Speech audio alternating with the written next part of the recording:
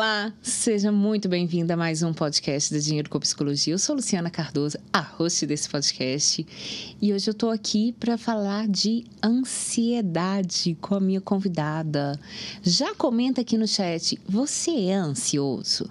Você já se percebeu ansioso? Você já passou por uma crise de ansiedade? Ou você é igualzinho eu, plena, com inteligência emocional fora do comum, que nunca viveu isso? Mentira, tá bom? Vamos lá? Eu tô aqui com a maravilhosa Carol. Seja muito bem-vinda. Obrigada, Luciana. É um prazer estar aqui com você. Eu recebi com muito carinho esse convite. Admiro muito seu trabalho. Obrigada. E achei, assim, um tema fantástico da gente abordar, né? Que é o dinheiro e a ansiedade. Ora, então, antes da gente começar, se apresente aqui, já deixa seu arroba para as pessoas começarem a seguir. Quem é você e qual é o seu Instagram? Um pouquinho aí de você, Carol. Para quem não me conhece, eu sou Carolina Rezende. Eu me formei na UFMG. Esse ano eu estou fazendo um aniversário e são 20 anos trabalhando com pessoas, né? Com foco em desenvolvimento. E eu fui apresentada à terapia sistêmica familiar, que eu me apaixonei também, e fui buscar a especialização em ansiedade, pelo contexto de perceber como isso tem impactado a vida das pessoas e também por uma história pessoal, onde eu fui reconhecendo alguns padrões de funcionamento ansioso. Bom, eu tô brincando. Eu ia falar que eu não sou ansiosa, mas eu tô brincando aqui. Vamos começar. Eu acho que não tem quem não seja ou que não passe por uma crise de ansiedade nos tempos de hoje, né? Mas antes da gente falar disso, explica pra gente, Carol, o que é ansiedade? Sim. Eu acho que hoje é uma pergunta que quase todo mundo se faz, né? Se eu sou ansioso, se eu tô com alguns movimentos de ansiedade. A ansiedade, né, eu gosto de primeiro começar quebrando uma expectativa. Toda vez que a gente pensa na palavra ansiedade, a gente pensa no sentido disfuncional, no adoecimento. E a ansiedade, ela é uma resposta natural do nosso organismo. Então, ela é uma resposta diante das situações da vida, né? Ou seja, uma antecipação mediante uma sensação de ameaça. Então, ela vem, assim, as emoções, elas têm uma sabedoria. Elas vêm com uma conservação. É um sentido de autoconservação, de proteção. Então, nós sempre tivemos ansiedade e medo como emoções naturais. E elas são valiosas para a gente. Então, quando a gente pensa em ansiedade, a gente também pensa em movimento. A gente também pensa em expectativa de vida. Aonde tem desejo, tem ansiedade. E quando a gente pensa no Amei isso. Onde tem desejo, tem ansiedade. Eu nunca tinha parado para pensar isso. Tem, né? Porque a gente percebe, assim, diante de um desafio, quando a gente está esperando, por exemplo, agora a gente vem gravar um podcast, é natural quando a gente vai, né, ter uma atividade, fazer uma prova, né, passar por um recomeço, é muito natural que a gente sinta esse movimento, que primeiro as respostas físicas, né? Como qualquer emoção, acho que as respostas físicas, elas vêm muito nesse sentido da gente identificar o que está acontecendo. Então, elas são parte da natureza humana. Quando é que a ansiedade, ela começa a ser uma preocupação? Dependendo da intensidade e da frequência. Então, tem pessoas que vivem essa resposta, né, emocional com mais intensidade, isso impacta a vida delas, né? A rotina vai trazendo comprometimentos, vai impedindo o próprio fluxo da vida. Então, vai trazendo bloqueios. Inclusive, né, no cenário aí financeiro, no trabalho, nas relações. Então, é isso que a gente pode começar a dimensionar e prestar atenção, né, para a gente se conhecer. Quando eu pensei nesse podcast, eu pensei o tanto que a ansiedade relacionada ao dinheiro, ela é negligenciada. Por quê? Até pelo histórico, nós não falamos de dinheiro. Quando eu não falo de dinheiro, eu não tenho nem com quem falar de dinheiro. Fica muito no meu mundo interno. E aí aqui eu tô falando mais da parte financeira, estudo muito pouco ansiedade, aí você vai me corrigindo, tá? Mas eu não tenho com quem conversar. Eu sempre falo que quando o tema é dinheiro, parece que é um tema idiota, é um tema bobo. Mas você está sofrendo por conta de dinheiro. Mas é só o dinheiro. Vão-se os anéis, ficam-se os dedos. Como que nós não estamos preparados para uma conversa tranquila, amorosa, calorosa a respeito de dinheiro? Sim. Eu acho muito interessante você abordar isso, porque nós, às vezes, dimensionamos o dinheiro como material, físico.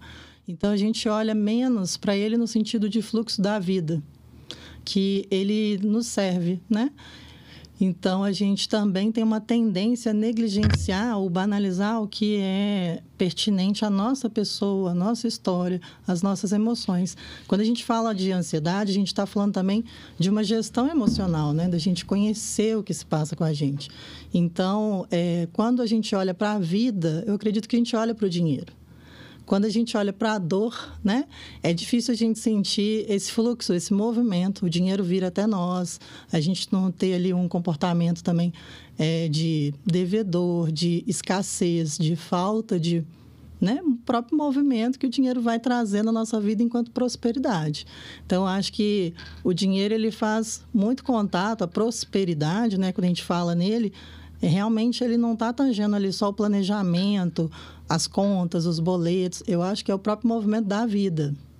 Então, achei muito legal a gente conectar ansiedade e dinheiro nesse sentido, porque nós vamos olhar para duas dimensões da ansiedade. Aquela que é saudável, que é expectativa, que é movimento, que vai trazer planejamento, soluções de problemas, e aquela que é um adoecimento, que vai ser, né, a disfunção, que vai ser desadaptativo e vai impactar muitas pessoas na hora de olhar para o dinheiro, de olhar para a dimensão real. Você está falando aí, eu estou pensando aqui em várias coisas, né? Você está trazendo ansiedade positiva e eu sempre penso isso, que o estado de ansiedade me faz estudar. Por exemplo, eu vou fazer o podcast. Se não tivesse uma ansiedade, eu não iria parar, pensar, olhar, cuidar desse podcast com carinho, pensar em quais vão ser as minhas perguntas e tudo mais. Então, a ansiedade, ela faz eu ter um cuidado, um carinho, não só com o podcast, mas com as lives, com o estudo, com tudo. E o que eu percebo é que algumas pessoas, elas não querem passar por esse estado de ansiedade, esse pré-podcast, pré-live, pré-aula. Então, elas querem tirar a todo custo, a impressão que eu tenho, a ansiedade delas. Sim. E é justamente esse momento que faz eu construir o meu bom trabalho. Eu estou errada no meu raciocínio agora que eu tive? Não, é isso mesmo. Inclusive, é muito comum a gente receber pacientes que falam assim, como é que eu faço para zerar, né, essa ansiedade? Como é que eu faço para não sentir? E é contraprodutivo. Se a gente pensar numa pessoa sem ansiedade, a gente pode estar pensando numa pessoa com apatia, né? Se a gente for também dimensionar assim, refletir se todas as pessoas sentem ansiedade, naturalmente que não, porque a gente tem aí alguns aspectos da psicopatia, né? E nesse lugar as pessoas sentem mais as emoções relacionadas à surpresa, nojo, né? Alegria. Então, às vezes a gente acha que o psicopata não tem sentimentos, mas ele expressa essas emoções. Então, tem uma desvinculação afetiva realmente. Agora, a ansiedade, se a gente pegar, assim, né, numa média de pessoas, a gente vai olhar, a gente vai encontrar, sim, esses sinais que eles vão fazer esse movimento nosso que é natural. Até porque nós não vamos lidar só com prazer. E aí a gente vai prestar atenção num componente interessante, porque às vezes a gente tem uma propaganda, né? E a gente realmente acredita que nós vamos prosseguir sem fazer contato com algumas questões da nossa realidade, com as dores, com as frustrações, com aquela mediação na hora de fazer uma compra, né? Porque o nosso cérebro também quer uma compensação. Então, a gente vai buscar, a gente compra por necessidade, a gente compra por, né, desejo. Então, o nosso emocional, ele está sempre ali aliado, trabalhando com a razão. Esse equilíbrio é super importante. Como pensar nesse movimento da vida como natural. A gente pode experimentar a ansiedade e ela vai ser sentida diferente, né, em cada pessoa. as causas são várias e a gente vai perceber que a ansiedade, que ela é natural como resposta do organismo, ela também é uma ansiedade diferente nos transtornos de ansiedade. O que seria um transtorno de ansiedade? Né? Os transtornos, Luciana, quando a gente está pegando aí, né, na ansiedade, uma intensidade, uma frequência mais constante. Então, tem pessoas que elas lidam diariamente com uma ansiedade intensa. E aí a gente tem alguns transtornos, né, hoje no nosso eixo do DSM-5, né, que é o nosso manual diagnóstico, eles foram separados em 3 grandes espectros, né, que são medo e ansiedade, as compulsões e também os sintomas que são relacionados ao estresse. Então, esses eixos, eles são basicamente uma forma da gente organizar os programas de tratamento, de mapear, né, esses diagnósticos, e as pessoas elas vão estar aí dentro de um desses nichos, independente de serem adultos ou serem, né, o público infanto-juvenil. E a gente tem os mais comuns, né? Então, quando a gente pega, por exemplo, uma pessoa com TAG, que é transtorno de ansiedade generalizada, a ansiedade ela tem alguns componentes emocionais, físicos, cognitivos, e a gente, quando observa, por exemplo, uma pessoa com um transtorno de ansiedade generalizado, ela tem, assim, muitas preocupações, ela tem muitos pensamentos disfuncionais dentro da realidade dela. Geralmente, a pessoa sente que ela é incapaz, insuficiente. A gente percebe que essa pessoa precisa de um acompanhamento, né, com a psicoterapia, muitas vezes com os fármacos e entre outras técnicas aí que a gente tem para tratar a ansiedade. Aí a gente tem também algumas compulsões, né, que a gente já conhece. Nós vamos ter as fobias específicas. Então, tem uma série de quadros que, até pelo próprio nome, né, quando a gente pensa em transtorno, a gente pensa numa coisa que perturba, né, a vida da gente.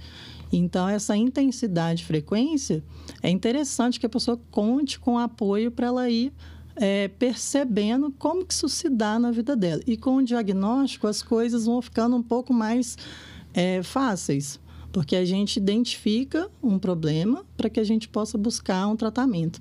Então, assim, a parte boa, né, que eu queria comunicar para quem está nos ouvindo, é que a gente pode melhorar, né, e buscar aprender e mapear essas emoções. Então, acho assim que nesse sentido, o autoconhecimento, a gestão emocional, ela é muito importante. E como fator clínico, né, do diagnóstico, é muito importante a gente reconhecer que cada pessoa tem uma história familiar, cada pessoa vai ter uma interação com a sua realidade, uma interpretação. Então, por exemplo, lá na terapia cognitivo-comportamental, que é um pilar aí da minha especialização, a gente trabalha muito com a remodelagem desses pensamentos que são distorcidos, das crenças que as pessoas têm, né? O ansioso, ele tem uma visão, muitas vezes, por exemplo, de que a preocupação é algo que vai ajudá-lo a resolver um problema. A gente sabe que a preocupação, né, em si, ela não resolve um problema. O que resolve o problema é você buscar soluções, criar estratégias. Mas o pensamento que está por trás desse comportamento ansioso, geralmente é um pensamento de que, né, de alerta, é um pensamento assim, com uma pulsão de morte muito forte, é como se ele não fosse ser capaz, é como se as coisas fossem dar errado. E se a gente for pegar emprestado lá da TCC também a teoria dos esquemas, né, são vários esquemas, né, cerca de 18 esquemas. Então, quando a gente pega, né, essa base, a gente percebe que, assim, aquilo que a gente precisa como fundamento, que molda, né, as nossas emoções, que a gente se sentir seguro, aceito, né, a gente ter um acolhimento, perceber limites seguros, né, tanto se a gente está podendo se expressar, quanto se a gente não está se sentindo invadido. Esses esquemas emocionais que a gente forma lá na infância, eles vão também impactar nossa vida ao longo de anos, nossa vida adulta. Então, é muito comum da gente perceber que a autoestima também está muito relacionada à ansiedade. Se a gente tem um esquema onde a gente se sentiu desamparado, vulnerável, né? A gente vai percebendo, assim, como que a gente vai construindo mais comparações, como é que a gente, às vezes, tem insegurança para caminhar na vida, como é que a ansiedade ela vai aparecer como um sintoma. Então, assim, enquanto sintoma, num aspecto aí do adoecimento, os sintomas, eles também são estruturantes. A ansiedade, ela não aparece à toa, né? Tem uma história ali que comunica como que isso chegou, para que esse sintoma está ali, o que ele está contando para a gente. Então, quando eu falo assim desse lugar original, lá do início da nossa vida, é porque também a ansiedade, ela é aprendida. Interessante isso que você está falando. Eu estou pensando aqui, estou viajando aqui te ouvindo. Me dá um exemplo da ansiedade aprendida. Por exemplo, lá no nosso sistema familiar, nós temos uma forma de comunicação. Então, como é que a gente se comunica? Né? Como é que a gente é apoiado para aprender a fazer as coisas? Será que existe, né, essa troca? Será que a gente se sente seguro e acolhido? Ou muitas vezes, né, o educador ou a pessoa que está ali cuidadora está atropelando um pouco o processo daquela criança que está em desenvolvimento, falando, não, vai logo, menino, nossa, né? Então, assim, é muito comum, a gente se atropela. E aí, nessa medida, a gente percebe, assim, como os nossos pais, né? A nossa família, as pessoas que estão ali ao nosso lado como autoridade, eles têm palavra forte. Então, essa comunicação também, ela pode ir trazendo, né, formas de manifestação, não só, né, nessa expressão ou na contenção das emoções. Então, quando a ansiedade ela aparece como sintoma, a gente pode olhar na família e encontrar membros dessa família com ansiedade também. A gente pode encontrar uma pessoa com ansiedade que ela não é herdada ali dos seus familiares, mas de alguma forma comunica, né? Então, o ambiente, ele comunica ansiedade, algumas causas médicas gerais, algumas questões psiquiátricas comunicam ansiedade, né? Não todas. As questões ali da interação entre o grupo, então, o contexto, a parte relacional. Então, a gente vai percebendo que algumas pessoas na fase adulta, elas, por exemplo, têm um sentimento, antes de se comunicar, antes de se expor, de angústia, né? Elas experimentam essas situações com desconforto. E muitas vezes a gente vai ver que, né, pode ser ali uma contenção onde a pessoa não se sentiu bem, né? Então, assim, parece que não, né, Luciana? Parece que as coisas são simples, mas são várias camadas, né? Tem muitas complexidades. Então, o ambiente, ele também pode comunicar. Nós estamos aprendendo, né? No nosso sistema familiar, na escola, nas instituições que a gente passa. Tanto que algumas das questões que acometem as crianças e adolescentes, né? Como, por exemplo, a ansiedade de separação, né? Dos seus pais, as mudanças. Então, todos esses movimentos, eles vão trazendo naturalmente a necessidade de adaptações. Então, a gente pensar, né, em nós, enquanto nosso desenvolvimento, quantas etapas, assim, quantos desafios a gente já passou, né? Para lidar com os nossos processos, para entender, para aprender. E a gente está se formando, né, desde sempre. Assim como a nossa autoestima ela é construída desde a infância. Então, são vários movimentos que vão, né, nos fortalecendo, às vezes nos impactando, que vão trazendo um ego mais frágil, né? Ou mais fortalecido para lidar com os desafios, nesse sentido.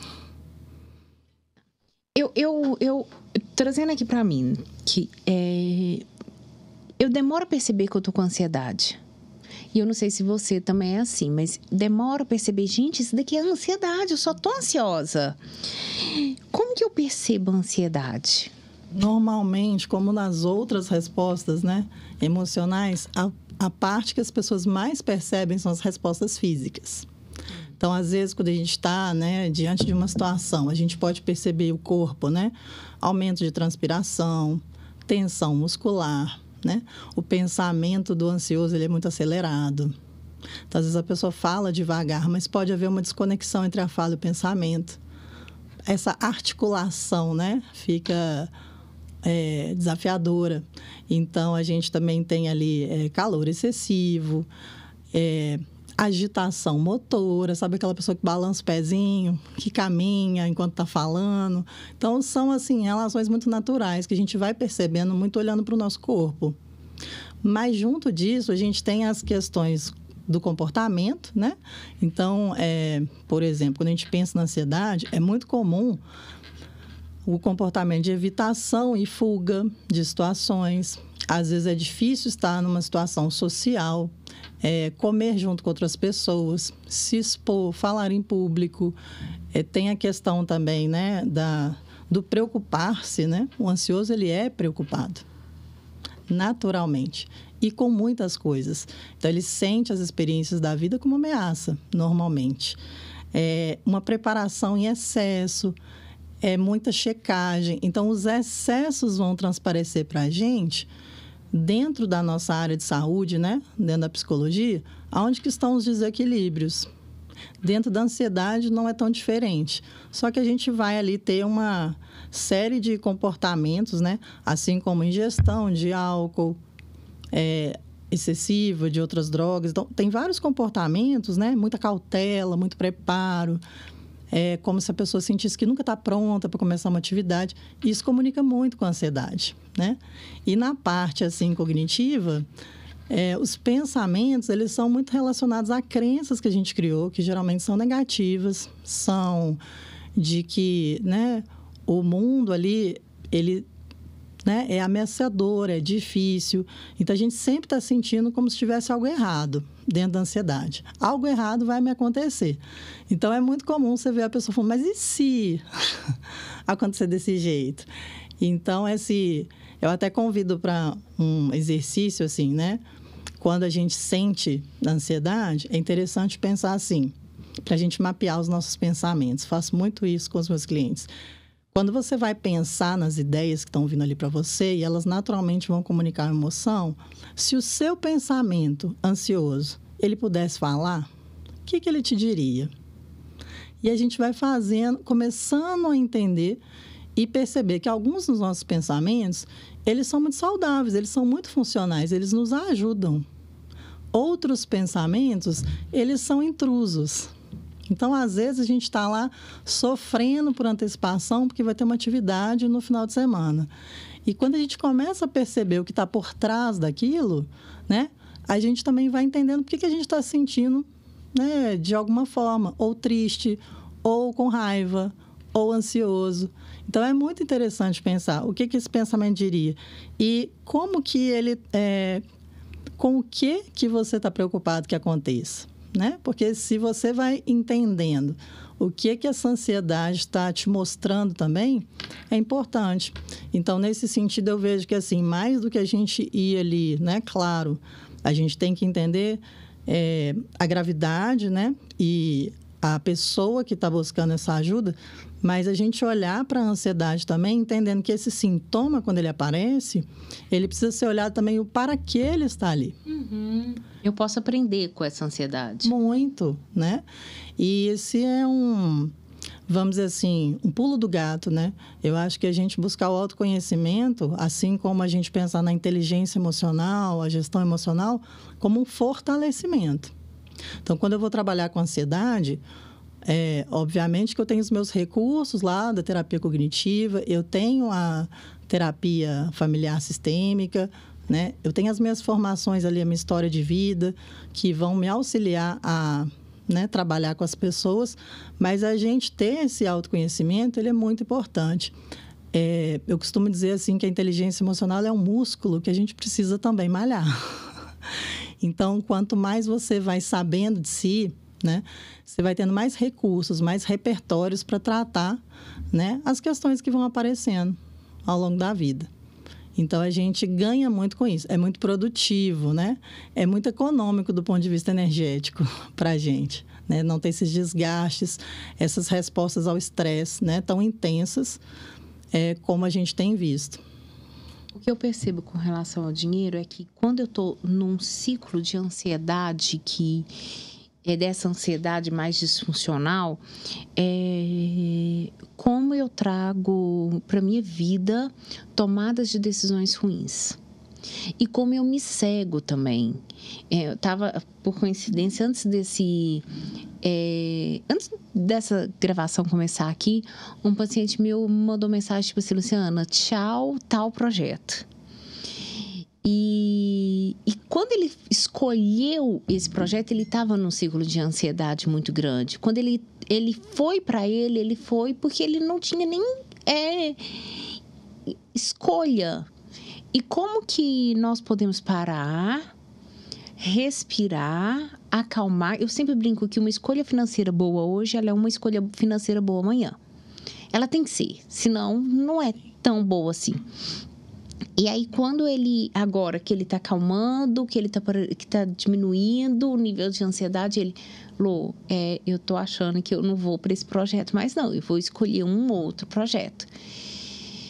E o que eu tô querendo trazer aqui é que a gente pode trabalhar com a ansiedade, né? A gente pode olhar para a ansiedade, a gente pode aprender com a ansiedade, não precisa tomar uma decisão ruim.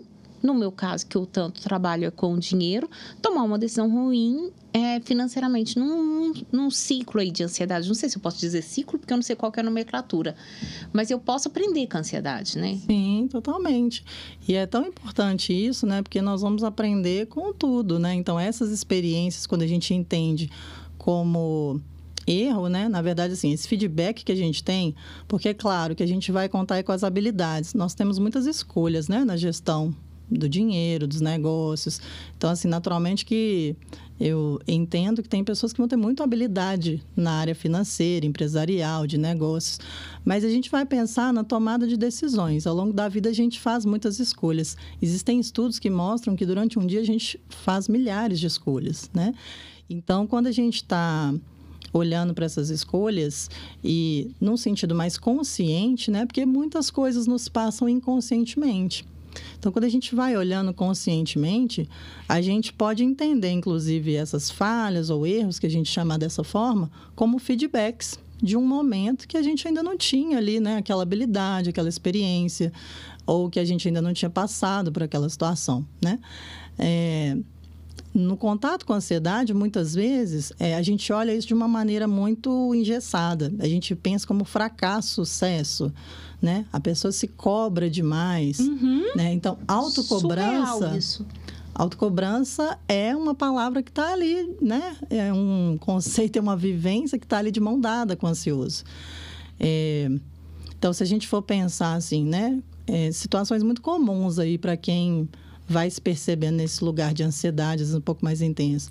Autocobrança excessiva, muita preocupação, às vezes muito planejamento. A maneira de se tratar, né? Ela vem associada a esse repertório. São pessoas que fazem muita comparação. São pessoas que têm aí, por exemplo, muito controle. Então, a ansiedade, ela comunica com controle e ela comunica também com algumas dificuldades de lidar com a realidade. Então, por mais que a gente esteja fazendo contato com o real, tem momentos que nós estamos ali muito no nosso imaginário.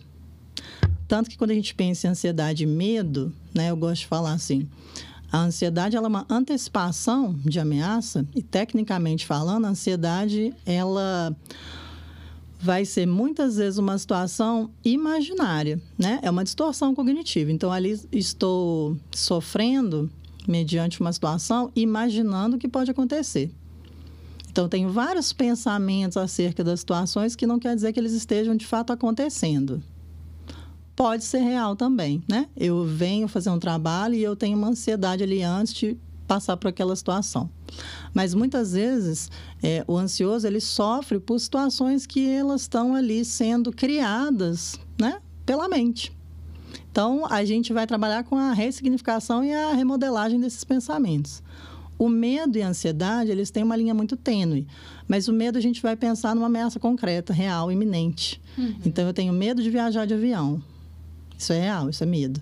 Mas eu estou ali sofrendo com medo de viajar de avião e eu não tenho nem expectativa de viajar, nem comprei uma passagem. Então, isso é ansiedade, né? Eu estou, como se a gente fizesse uma analogia assim, eu estou sentado numa cadeira de balanço, né? Eu vi essa imagem um dia, achei muito legal, e a gente está movimentando para frente e para trás sem sair do lugar. Então, a gente está, né?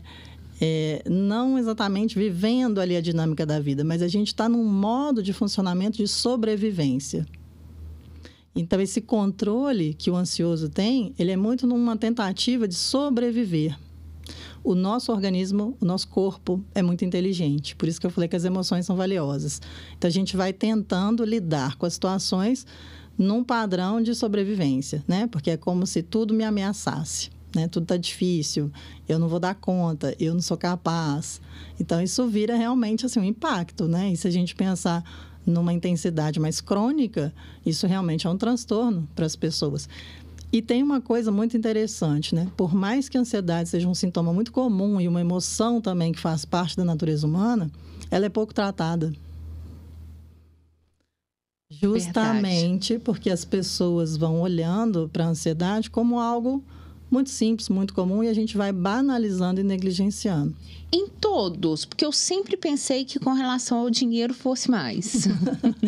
Não. Me assusta como que a gente negligencia o cuidado, o autocuidado da ansiedade com relação ao dinheiro. Então, a ansiedade ela é negligenciada como um todo. Sim. Existe um estudo, né, que foi feito no sul de Londres por Babbington, que é um pesquisador e uns colaboradores. E ele pegou cerca de 10 mil pessoas e eles avaliaram e perceberam que muitas dessas pessoas que tinham sintomas de ansiedade, transtornos psiquiátricos que tinham componente de ansiedade, elas nem eram tratadas adequadamente e muitas nem chegavam a buscar recursos, apoio psicossocial, apoio médico. Por conta de que, muitas vezes, por ser entendido como um fator natural, né, que a gente olha também para o lado dessa emoção como sendo básica e de resposta ao estresse, algumas pessoas entendem isso como não necessidade de buscar ajuda, né? Então, daquela mesma maneira que a gente pode perceber assim, eu sou controlador mesmo, né? E ponto, ok. Mas o que você pode fazer quanto a isso? Como é que isso reverbera na sua vida? Né? O que isso te traz? Isso já demanda para a gente uma conscientização, né? A gente está num país que ele é apontado já há alguns anos como o país, né, na escala global, mais ansioso. Sério? Sim. E, além disso, do Brasil está sendo apontado como um país que, né, tem maior ansiedade, a gente tem aí um crescimento das preocupações dos brasileiros com as finanças, né? Então, aumentou bastante essa ansiedade financeira em relação às pessoas. Eu costumo dizer que o que nós estamos vivendo é uma epidemia. E eu acho que as pessoas acostumaram a viver nesse endividamento, na sobrevivência, normalizaram isso. Sim. Eu acho que as pessoas chegam no meu consultório e elas não percebem quanto doentes elas estão por problemas relacionados ao dinheiro. E a ansiedade é uma delas? E aí quando a gente pensa, né, nesse aumento crescente aí dessas preocupações, né, aparece muito a questão dos endividamentos. Uhum. E aparece também a questão da preocupação do brasileiro em como ele utiliza o dinheiro, né? A frustração que vem da forma com que esse dinheiro é utilizado, do não planejamento, né? Muitas vezes da falta, né, de educação financeira, de investimento. Então, é natural, assim, que quando a gente tem, né, mudanças, por exemplo, como a gente viu, esses números foram atualizados. Então, a partir do momento que a gente teve uma pandemia, no primeiro ano de pandemia, esse dado já tinha aumentado em 25%, né? Então, assim, esses dados que eu estou falando, né, eles são da OMS, Organização Mundial de Saúde. Então, desde 2019, né, até antes, o Brasil ele tem alto índice de ansiedade como de depressão. E, de qualquer forma, assim, por isso eu ressaltei, né, há formas da gente aprender, de lidar com essa relação com o dinheiro, de lidar com a ansiedade e, de forma geral, da gente fazer uma melhor gestão emocional. Porque nós também estamos inseridos numa cultura que ela valoriza muito aquilo que é, né, de uma dimensão maior, externa e menos pessoal. Então, quando a gente pensa até em formas de tratamento, nós não vamos generalizar as formas e técnicas, porque a gente vai lidar com cada pessoa na sua pessoalidade. Muitas vezes eu tenho um paciente que, para ele, o recurso de mindfulness, de relaxamento, é ótimo para ele, né, lidar ali com as questões dele. Para outro paciente, ou às vezes um amigo que te comunica que tem ansiedade, a prática de esporte, a corrida, é que vai ser muito mais funcional. Então, eu gosto de pensar nos tratamentos, na saúde, no bem-estar, como algo do estilo de vida, mas também como algo muito personalizado, quase que artesanal. Por isso que a gente fala, né, dessas camadas aí. Na nossa área, né, tratar as emoções comunica com tudo, né, Lu? Assim, com o ambiente profissional, com as relações, com o desempenho profissional acadêmico, né? Então, são muitos efeitos aí que a ansiedade vai surtir na vida das pessoas. São muitas áreas. Esse tema, ele é muito interessante, né? Eu tô aqui, a sensação que eu tenho é que eu nem tô aqui. Porque você tá falando tanta coisa que eu penso, caramba, nossa, eu tô aqui com um pensar e eu espero que vocês também, eu vou assistir de novo só para eu prestar atenção em tudo isso. Mas, assim, toda hora que você fala, eu fico pensando assim, o quanto nós, psicólogos, precisamos olhar para isso. Você falou aí das meditações. Eu acho necessário fazer meditações a respeito de dinheiro. E quando eu comecei a pensar nisso, eu não achava uma.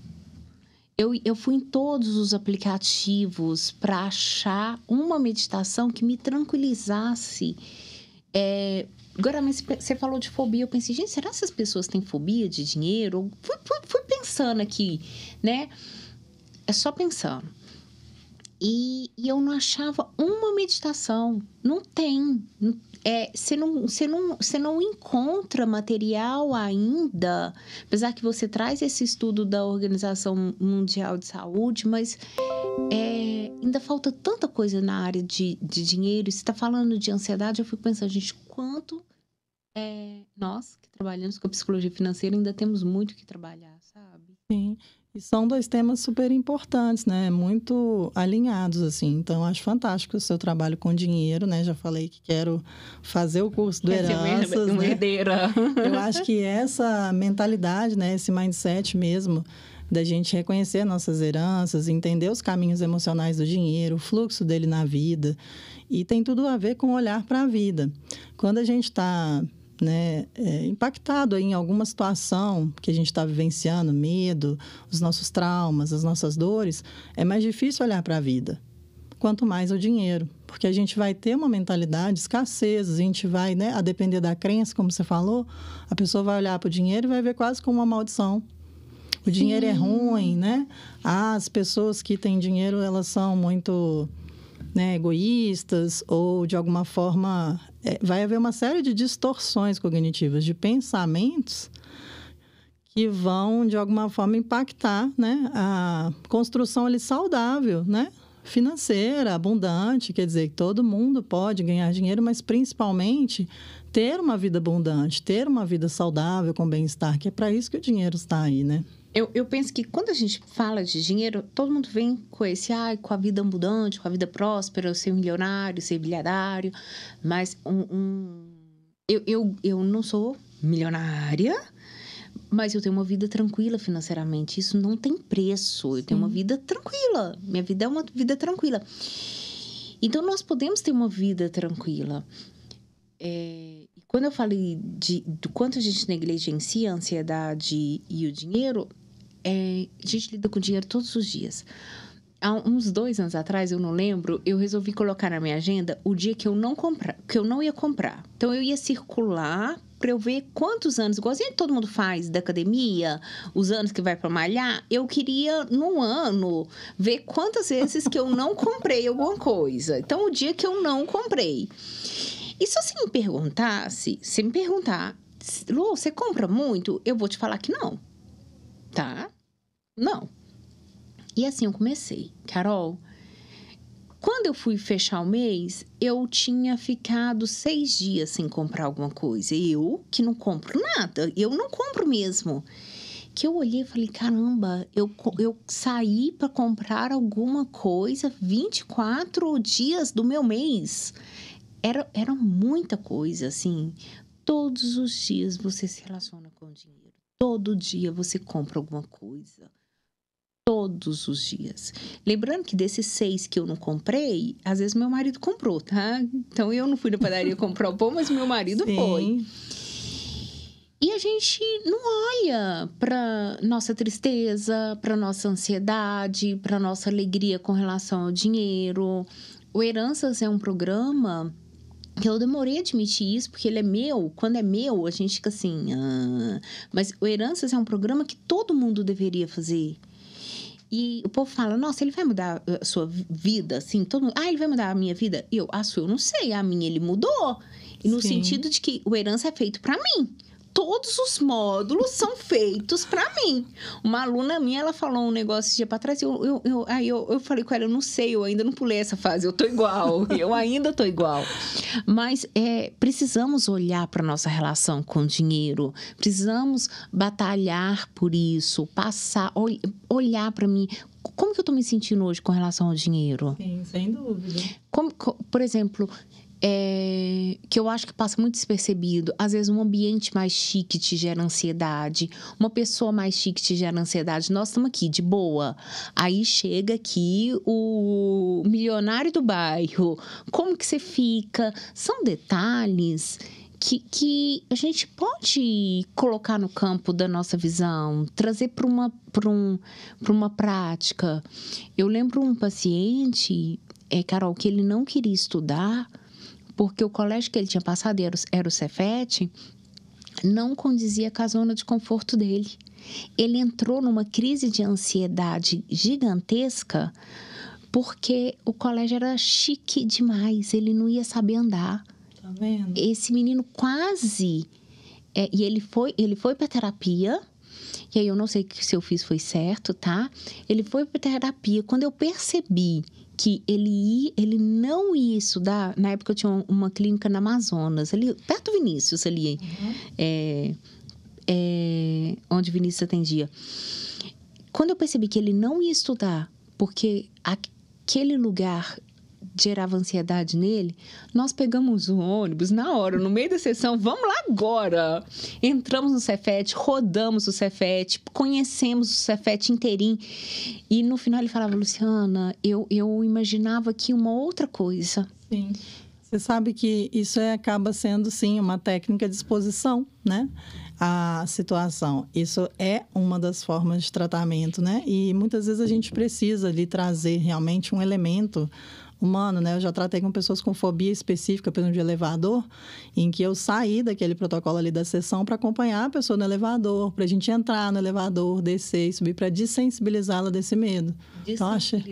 Dessensibilizar também. Isso.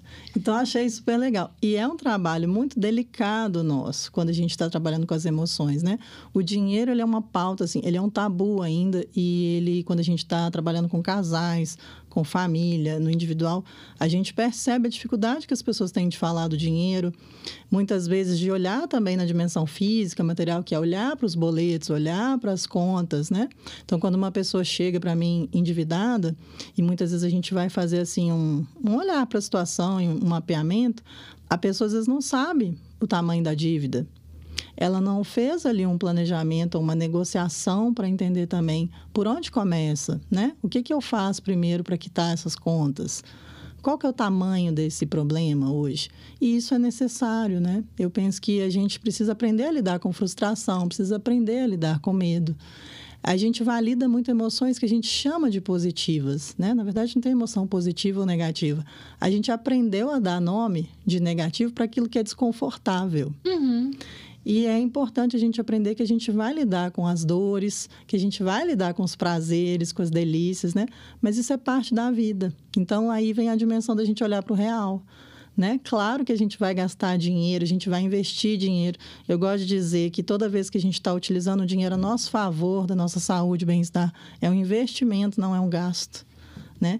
E claro que a gente precisa olhar também para os lugares onde a nossa emoção comunica com o dinheiro e a gente vai, às vezes, né, comprometer o nosso orçamento, os nossos planejamentos. A gente vai contar mentira para a gente, né? Porque a nossa mente está aí também sabotando a gente em algumas situações. Você me lembrou um caso aqui que eu amo. Eu tenho uma paciente que ela é o máximo. Aliás, hoje, graças a Deus, eu posso escolher minhas pacientes. Então, eu fico com aquelas que eu amo. Não sei nem se eu posso falar isso, mas eu fico com aquelas que eu amo. E eu tenho uma que ela é formidável. E aí ela estava me contando que ela foi num restaurante na cidade dela e ela viu a ex-diretora da escola dela. E essa diretora foi a que fez ela largar a docência e vir pro campo da psicologia. Abandonou a docência e foi pro campo da psicologia. E você falou assim que às vezes a gente olha para a ansiedade de uma forma, para os eventos de forma dolorosa, para a ansiedade pro lado do doloroso, né? E aí ela veio para a sessão de terapia contando que aí ela viu essa diretora e que isso gerou muita ansiedade nela e tal, né? Que aí ela nem olhou para a diretora, depois passou direto e tal. E eu falei, você devia ter ido lá, abraçado ela e agradecido ela. Por quê? De todas as pessoas que tentou te trazer para a psicologia, para as terapias, essa foi a única que conseguiu. Essa foi a única que te tirou desse lugar de docência, de professor. Agora você tá aí, na sua casa, atendendo dentro da sua casa, tomando um cafezinho. Olha aí, como que pode ser mais rico que isso? Coisa boa, né? E eu tô falando isso porque tem muita coisa que, às vezes, é ruim. Eu sei que é ruim, tá? Eu já vivi. Eu sei que é ruim. Mas que o resultado dele na nossa vida é muito bom. Então, eu posso olhar para um evento estressante, principalmente igualzinho ela, que já passou, isso já passou tem 2 anos, já ficou para trás. Eu posso olhar para essa diretora com, caramba, se não fosse ela... na hora que eu falei com ela, muitas conseguiram te levar para psicologia, essa foi a única que conseguiu, ela ria comigo. E eu tive uma escolha de vir para a psicologia do dinheiro. Eu ia continuar com a psicologia infantil. E o evento estressante que me trouxe para a psicologia do dinheiro é o que fez tudo acontecer na minha vida. Então, eu acho que às vezes a gente precisa olhar para o passado e resignificar essas histórias, né?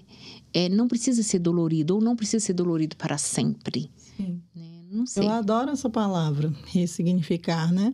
Que traz pra gente a ideia de dar outro sentido, de dar outro significado, né? Eu gosto muito dessa palavra.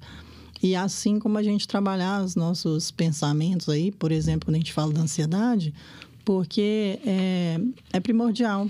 Então, a gente tem várias técnicas para trabalhar com ansiedade, né? Naturalmente, aí nos casos mais graves, mais crônicos, a gente vai ter um acompanhamento médico com, né, os fármacos, que são principalmente, né, os antidepressivos, os benzodiazepínicos. É importante para regular, né? Muitas vezes ali as pessoas têm um pouco de receio de medicação, mas acompanhada, né, é muito importante. E da psicoterapia. Hoje, a mais usual para alguns transtornos de ansiedade é a TCC, né? Mas a gente, quando também faz contato com a ansiedade, em algum modo, de maneira mais leve, ela pode ser acompanhada em outros espaços de terapia, sim, né? O que vale muito é o que você falou. A gente estar, primeiro, disponível a querer fazer mudança. É um trabalho delicado, é sensível, porque aquilo que toca o ser humano, né, e as emoções é muito sensível. E aí a gente vai olhar para aquilo que pode estar sendo funcional dentro da nossa vida, saudável, e também olhar para aquilo que está disfuncional. Eu te disse que passa rápido, né, pessoal? Estamos aqui chegando no fim. Tava tão gostoso, tá, né? Não é? Não, na verdade, esse foi profundo. Eu fui lá na minha vida, que pensei muitas coisas. Eu sempre peço dica de um livro. Então, queria que você deixasse um livro aqui. Que livro que você indica pra gente? Sim, eu trouxe alguns livros aqui, 4, que vou falar rapidinho, tá? Psicólogo não pode... Comunica também muito com a minha história, né? Então, essa trajetória de falar com ansiedade trouxe, né? O Fazendo as Pazes com a Ansiedade, né? Da Blenda, que eu acho muito sensível. E ele é um livro muito bom de ser lido. Esse livro... Lidando com a Ansiedade, né? Ele é super interessante para que a gente possa... Tem exercícios, dá para mapear os comportamentos, tem os quadros aqui. Então, ele é muito legal de ser lido para que as pessoas possam reconhecer ali seus padrões. Tem várias tarefas, e aí ele usa técnicas de mindfulness, de TCC. O Como Lidar com a Ansiedade é um livro bom para ser lido por educadores, por pacientes, por profissionais da área de saúde, porque ele é muito didático, ele vai trazer vários, né, componentes da ansiedade, então eu também recomendo. E trouxe aqui um livro da Ana Beatriz Barbosa, que é psiquiatra, e ela fala, né, das mentes consumistas, assim como ela tem o livro das mentes ansiosas. Então, eu gosto muito dela porque ela também traz de uma forma muito acessível, simples, sem perder o conteúdo, os temas relacionados à ansiedade, né? E às compulsões. Ok, eu vou tirar a foto daqui a pouquinho, que aí eu já deixo nos meus stories hoje mais tarde. Pessoal, sigam aí a Carol no Instagram dela. Qual que é o seu Instagram? É carolinaresende.psi. Me sigam no Instagram, que é Dinheiro com Psicologia. Eu espero que vocês tenham gostado. Tudo aqui feito com muito carinho. Revejam, né? Porque eu acho que esse é um conteúdo para a gente rever, né? Espero que tenha parte 2 aí desse ansiedade e dinheiro.